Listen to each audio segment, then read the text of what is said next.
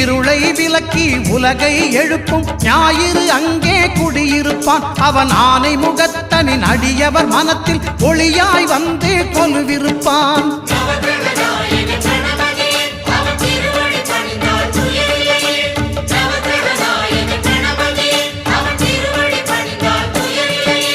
ஒன்பது கோளும் ஒன்றாய் காண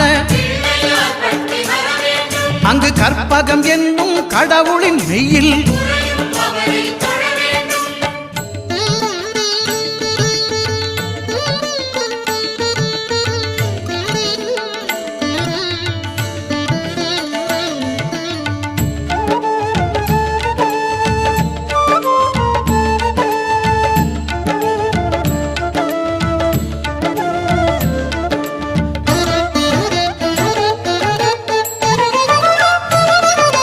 திங்கள் பகவான்